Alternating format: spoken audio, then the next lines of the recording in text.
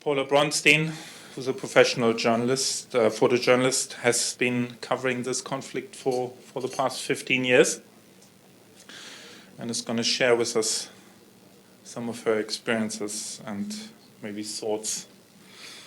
And yeah, I don't want to spend too much time because we have a little video we want to show you first before we get into the talk. Shall we just, maybe Paula come on first. Thank you. Oh, and we will have a Q&A after the talk. You know, I've been working off and on in the country since 2001. I was staff with Getty Images, so most of my coverage was while I was staff. So I was staff until 2013. So it's 11 years of coverage working for a newspaper. And because of that, I had to do a variety of stories, daily life stories, a lot of stories about women, because I got much better access than the men could. But, you know, I really got used to working in a country that's a conservative Islamic country where men rule. And with that, there's lots of barriers and lots of doors that get slammed in my face. But you just try to find a way around it. You do the best you can. And I got very used to working there, and I love the Afghan people. And this book is really more about them.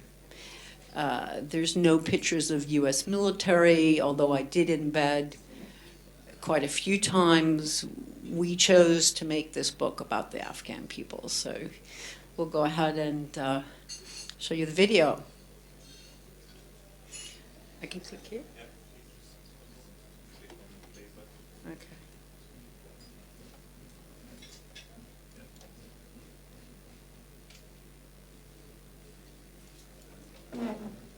I think it's going to work.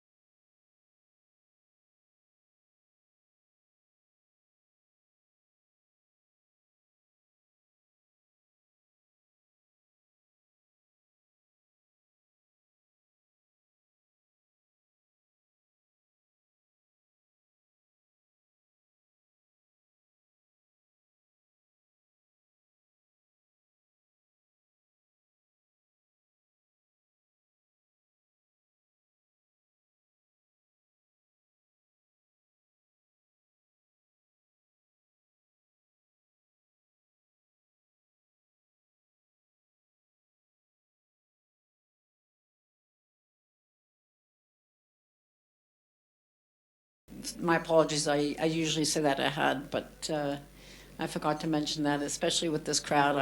I thought, you know, it wouldn't be a problem for you guys. But, you know, I've covered so many difficult issues, especially issues concerning women.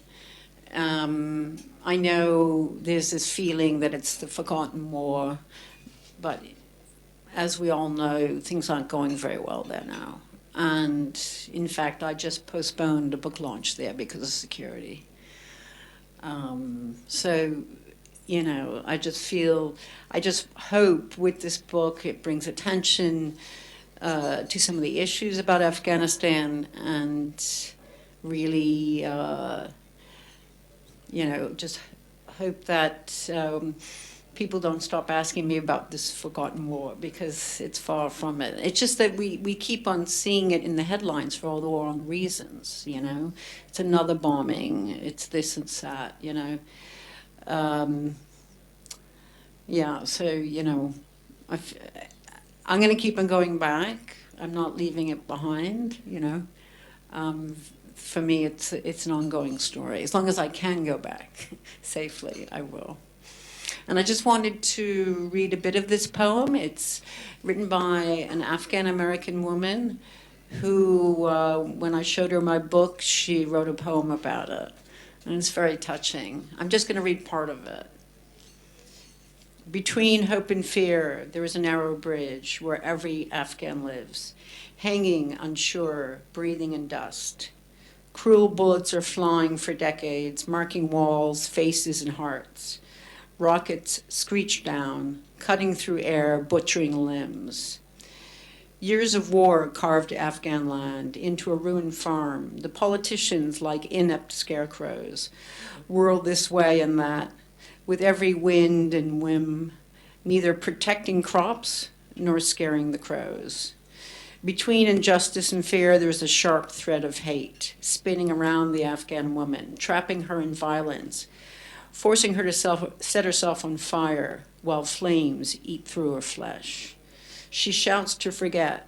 The pain is unbearable. She says goodbye to love and the abusive husband. Between hope and fear, love can exist. Mercy can be taught. Safety can be wished. The hope remains that the unstable bridge falls away and Afghanistan lives between love and peace. So that's pretty much it for me. I'll take, questions from any of you. I know we're a bit tight on time, so. Afghanistan's on the headlines for the wrong reasons. Right. A lot of times we as journalists are criticized for covering only the negative side of the story, the sensationalist stuff. And yet, I mean, that's why you're there, right? I mean, in large part, that's what's paying your bills. And it's reflected in a lot of your photos. Most of them reflect tragic circumstances. There was a few things that were, uplifting, some smiles, some sporting stuff. But I wonder if the balance is right. I mean, I wonder if you could have done more uplifting, on the uplifting side, or is this an editorial decision? Did you have those photos, but they were rejected, or you just didn't have a chance to focus on that aspect of it as much as because you were on assignment to cover the other stuff? Where's the balance? I think it's pretty tough. I mean, especially when you deal with the title of the book, Between Hope and Fear. It's. I think when we were editing the photos for the book, we wanted to go with a lot of women's issues, and those are tough issues. Although I show marriage as well. Self-immolation, of course, is on the cover of the book. So I think we just tried to present a mix and end the book on a little bit of a lighter note. So you have some newsy images in there from the elections, obviously, and aftermath of a suicide bombing. I would say in Afghanistan it is a bit hard to make it real uplifting because I don't think that's realistic. I think, and again, this whole book, I'm a female photojournalist. I'm covering women's issues. Those issues are tough. There's 2 photos in there from Farkunda's funeral. She was brutally murdered in the middle of the day in broad daylight in the center of Kabul. And in fact, I covered that story for the Wall Street Journal. And that story went viral. And even for the conservative males, it was too much. It was really a time to say enough is enough. We can't treat women like animals. But I'm just saying the issues are hard issues. So I think, Christina Lamb's essay is about women. That's the only essay in the book. So I think that there's the focus. I'd like to say maybe we could have, even did a bit more, but again, I don't think that's really realistic.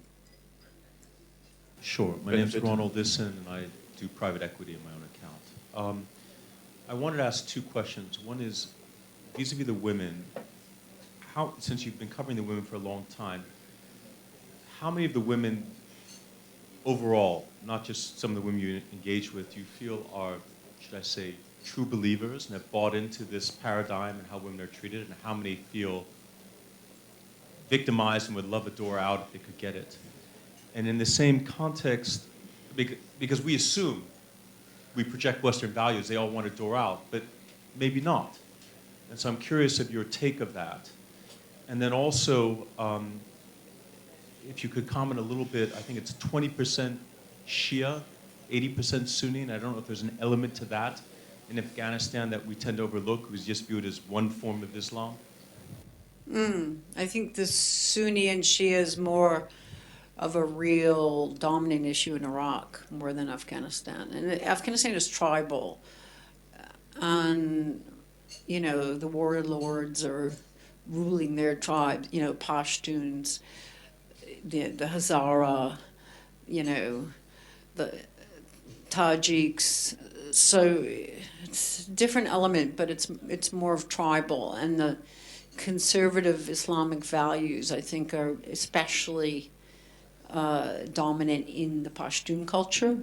So it's very different. I just think the Sunni Shia is something you keep on hearing over and over again, related to Iraq more so than Afghanistan.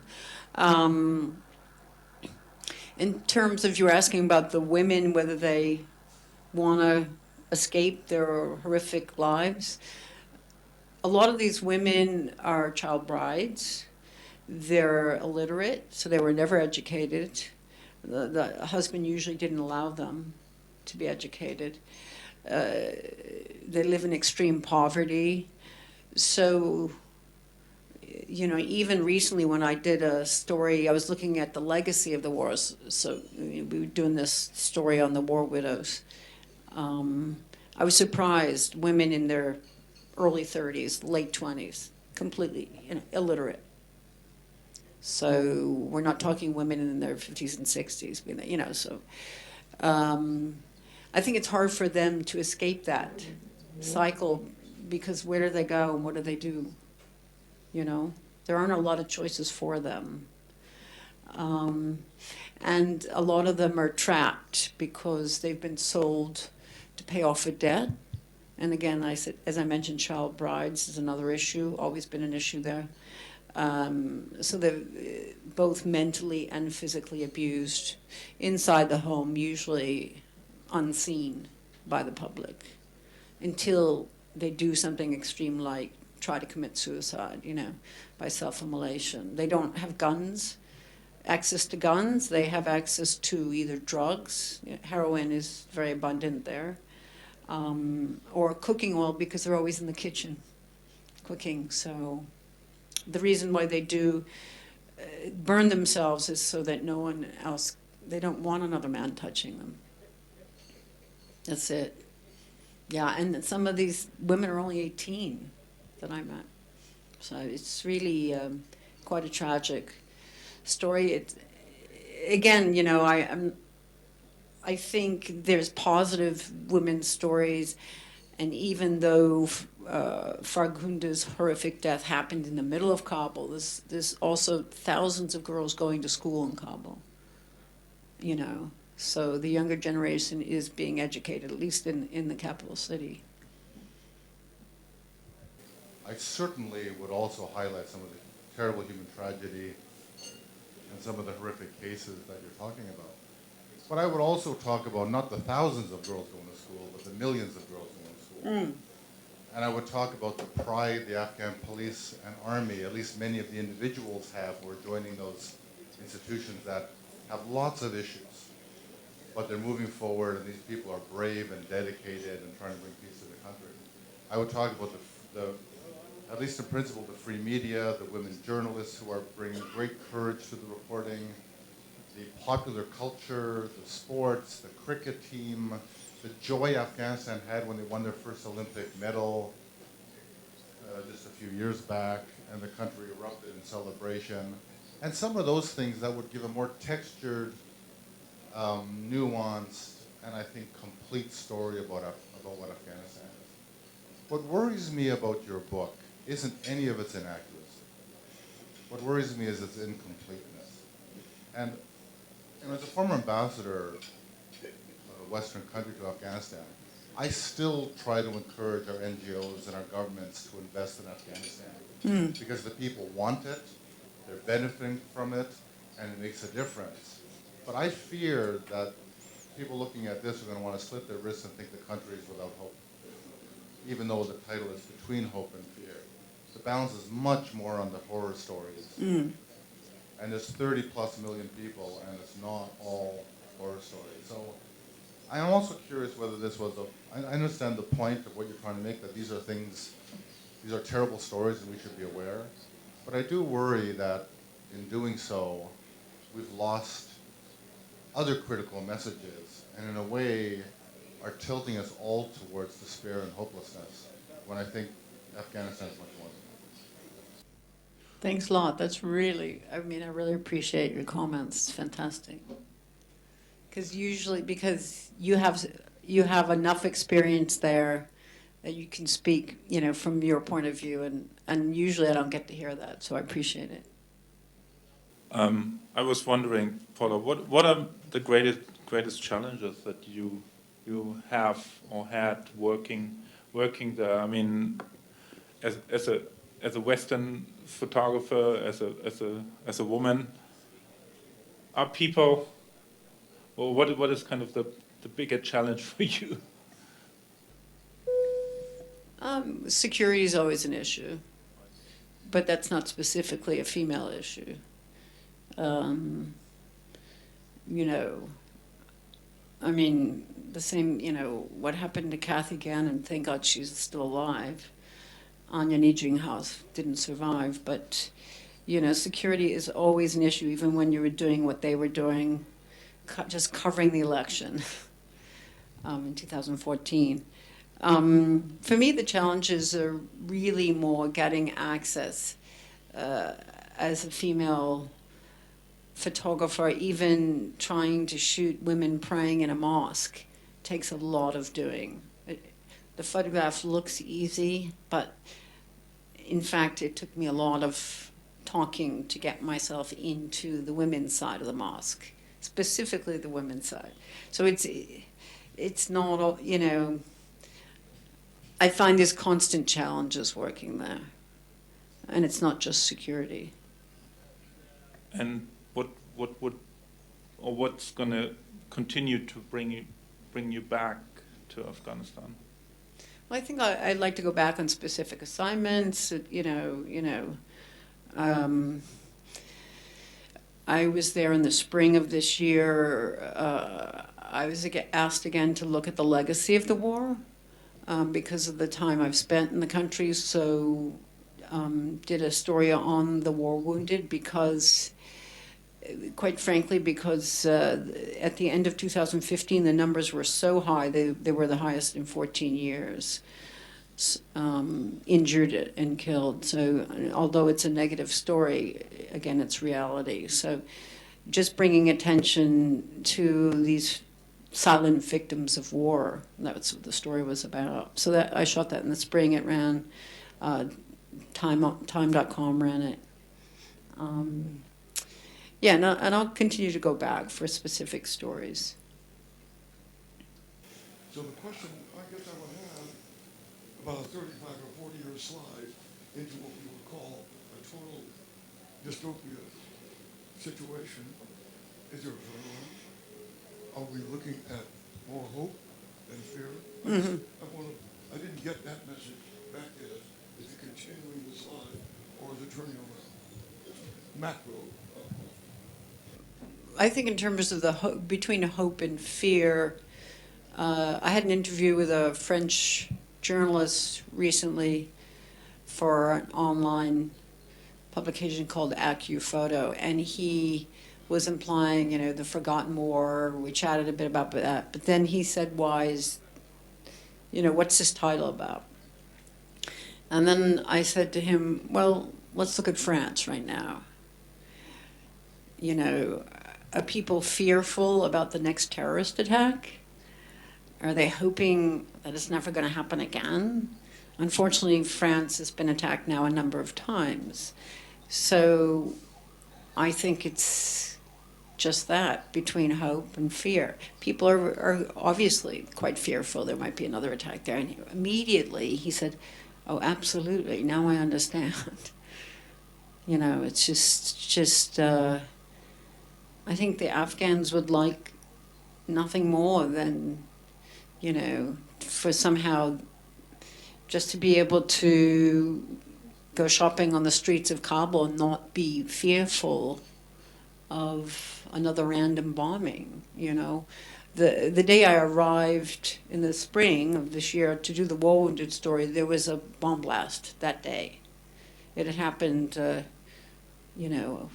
few hours before I got there.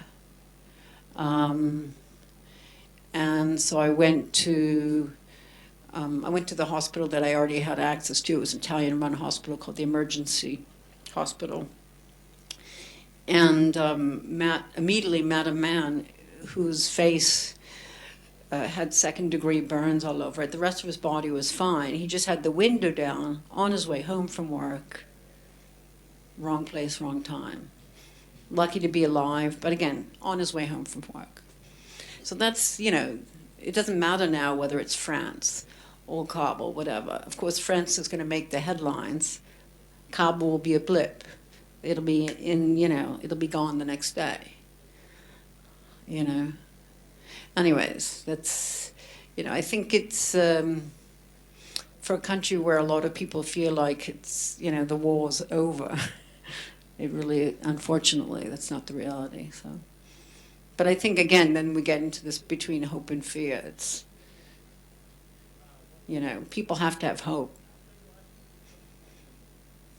Hi, Paula. I just wonder, after so many years of going in and out, if you've made any personal friendships with people in the country. A lot, yeah, a lot. Quite a few of the Afghan translators I used to work with have left. They're part of the refugee flow to Europe. Some of them worked for the U.S. military, for NGOs that are no longer spending the money there. They've lost jobs. The unemployment rate is very high because of this, because of this sort of, money that's flowing out of the country, not into the country. So I think, but I have a lot of good friends over the years. And this workshop I am trying to do, as long as we can do it with, security works out, is with an Afghan photographer. Yeah, and we're only going to be focusing on working with Afghans throughout the country. So,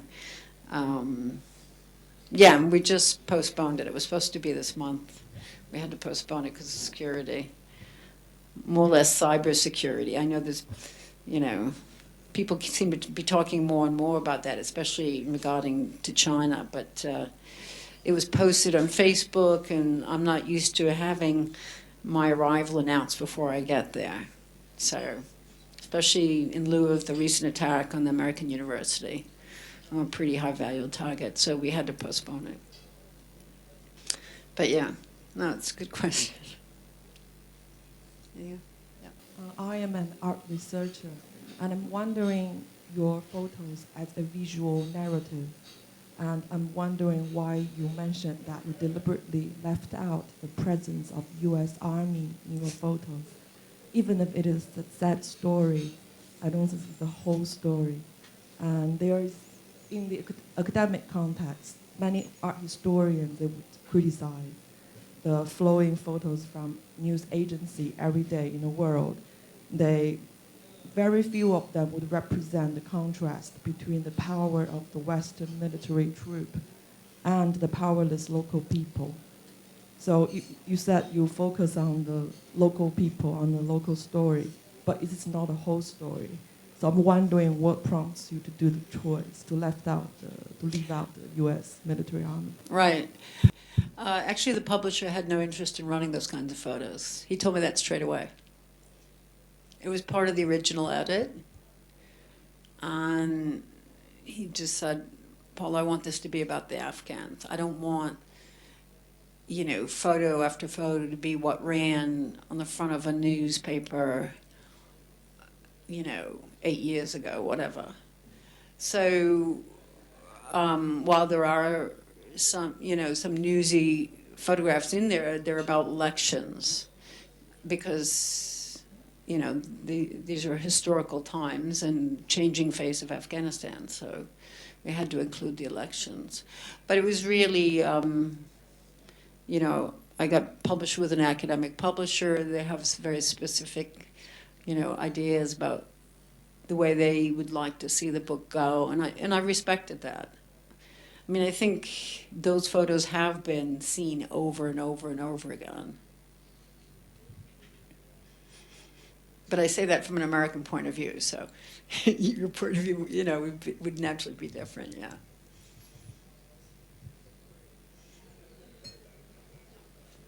Anybody else?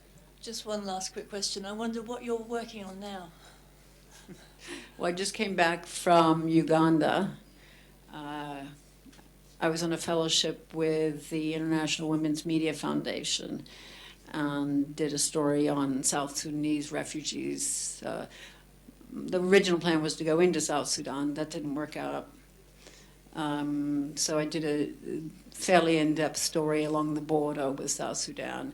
A lot of the refugees now are flowing into Uganda. It's considered one of the better places for them, and it's a really underreported story. So I'm just in the process of editing that now because I just came back from there.